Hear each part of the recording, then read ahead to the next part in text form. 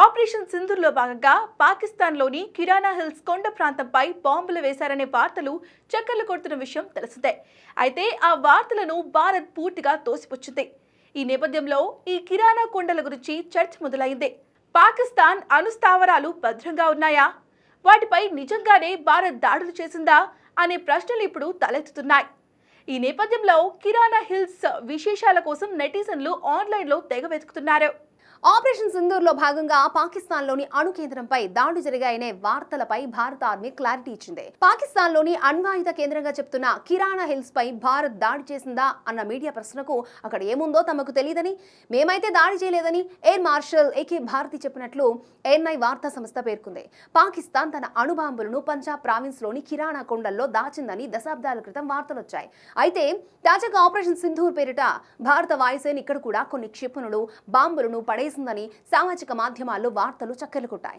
ఈ కొండల్లో పేలులు వినిపించాయని, కనిపించాయంటూ కొన్ని ఫోటోలు, వీడియోలు సోషల్ మీడియాలో ప్రత్యక్షమయ్యాయి. రక్షణ శాఖ పరిధిలోని అణు విభాగానికి సంబంధించిన స్థావరం ఈ కొండల్లో ఉందని తెలుస్తోంది. ఆపరేషన్ సింధూర్ కొనసాగింపులో భాగంగా పాకిస్తాన్ వైమానిక స్థావరాలపై భారత్ దాడులు చేయడం తెలిసిందే.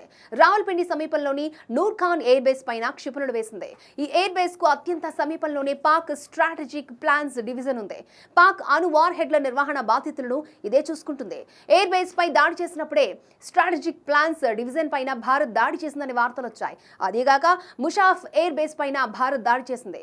ఈ బేస్ అడుగు భాగంలోనే అణు వార్ హెడ్ల నిల్వ కేంద్రం ఉన్నట్లు తెలుస్తోంది. సర్గోదా ఎయిర్ బేస్ కు రోడ్డు మార్గంలో కిరానా హిల్స్ కేవలం 20 కిలోమీటర్ల దూరంలో ఉంది. కుషాబ్ అణు కేంద్రానికి 75 కిలోమీటర్ల దూరంలో ఉంది.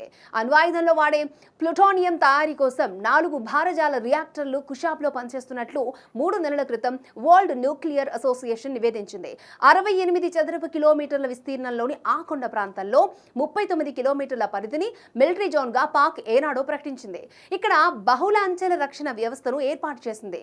ఇక్కడ స్పెషల్ వర్క్స్ శాఖ 10 సొరంగాలను తవ్వింది. పొరపాటున లోపల పేలుళ్లు జరిగిన సమీప జనావాసాల్లో ప్రాణ నష్టం జరగకుండా సొరంగాల గోడలను అత్యంత మందంగా నిర్మించినట్లు గతంలో వార్తలొచ్చాయి.